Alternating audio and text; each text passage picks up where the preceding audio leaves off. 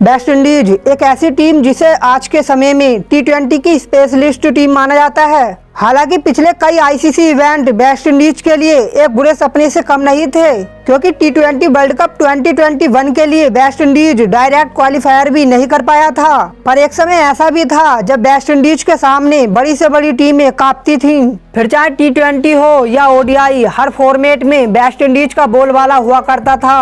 और आज मैं वेस्ट इंडीज और इंडिया के बीच हुए एक ऐसे ही रोमांच मुकाबले की कहानी का जिक्र करने वाला हूँ, जिसमें वेस्ट इंडीज द्वारा बहुत ही हाई क्वालिटी क्रिकेट खेला गया था, पर इंडिया ने उसका कैसे जवाब दिया, चलिए जानते हैं। तो ये बात है 2018 की, जब वेस्ट इंडीज 3 T20, 5 ओडीआई और 2 टेस्ट मैचों की सीरीज खेलने के लिए भारत आया था। बरसापारा क्रिकेट स्टेडियम गुवाहाटी में टॉस हुआ और भारतीय कप्तान विराट कोहली ने टॉस जीतकर पहले बॉलिंग करने का फैसला किया। वेस्ट इंडीज की पारी को संभालने उतरे कायरन पोवेल और चंद्रपोल हेमराज, और पोवेल ने इनिंग की पहली ही बॉल पर चौका मार अपनी इनिंग की पॉजिटिव शुरुआत की। इसके बाद अगले ओवर में हेमराज ने भी चौका लगाकर अपने हाथ खोलने शुरू कर दिए, लेकिन 5वें ओवर में शमी ने हेमराज को बोल्ड कर इंडिया को अर्ली ब्रेक दिलवाया। उसके बाद पोवेल ने साई होप के साथ मिलकर पारी को आगे बढ़ाया और कुछ अच्छे शॉट लगाकर उन्होंने अपना 50 पूरा कर लिया।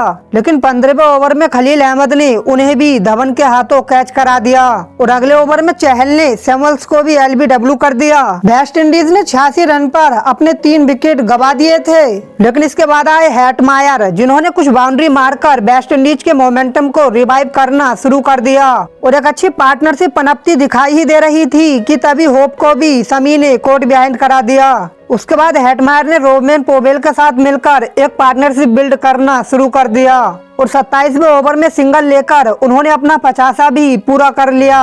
अगले ओवर में छक्का जड़कर वो तेजी से अपनी पारी को शतक की ओर ले जाने लगे, पर तभी 31वें ओवर में जडेजा ने पोवेल को भी बोल्ड कर दिया। उसके बाद हेटमायर ने एक के बाद एक चौके छक्के लगाकर मात्र 74 बॉल पर ही अपना शतक पूरा कर लिया। लेकिन यहाँ से अपनी पारी को रफ्तार देने के प्रयास में वो धवन को कैच थमा बैठे और इसके जस्ट अगले ओवर में चहल ने नर्स को भी LBW कर दिया।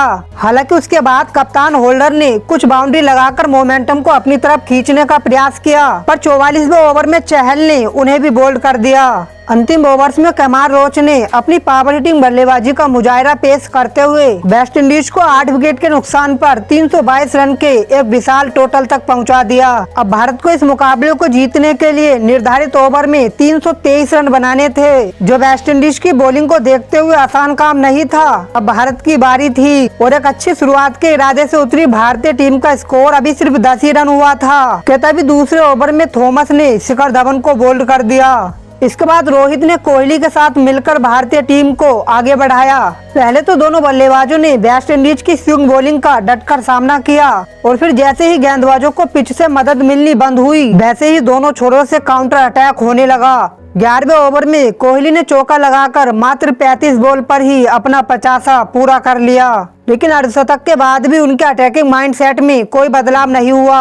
इधर रोहित ने भी बैक टू बैक 2 छक्के जड़कर अपना 50 पूरा कर लिया। उसके बाद 27वें ओवर में बाउंड्री लगाकर विराट कोहली ने 88 बॉल पर अपनी सेंचुरी पूरी कर ली। भारत ने 27.3 ओवर में 192 रन बना लिए। जहां विराट अपना शतक पूरा कर चुके थे, तो वही रोहित भी अपना अर्धशतक पूरा कर चुके थे। इसका मतलब यह था कि दोनों ही बल्लेबाजों को बॉल को हिट करने का एक फ्री का लाइसेंस मिल गया था, जिसका रोहित और कोहली जमकर फायदा उठा रहे थे। जिसका नतीजा ये रहा कि जब 32वें ओवर में रोहित ने चौका लगाकर अपना शतक पूरा किया, तो भारत का स्कोर भी 250 रन के पार पहुंच गया।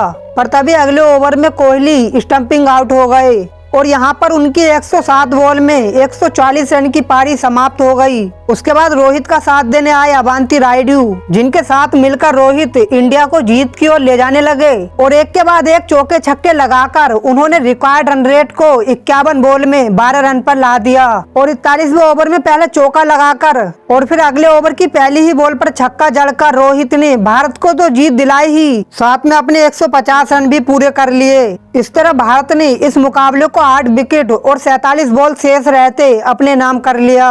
तो दोस्तों कैसी लगी आपको इस मैच की स्टोरी? पसंद आई हो तो वीडियो को इंडियन टीम के लिए एक लाइक जरूर दें। साथ ही हमारे चैनल को सब्सक्राइब करके हमारा थोड़ा सा मनोबल जरूर बढ़ाएं। तो चलिए जल्द हाजिर होंगे आपके सामने एक ऐसी ही स्टोरी के साथ। तब तक के लिए धन्यवाद।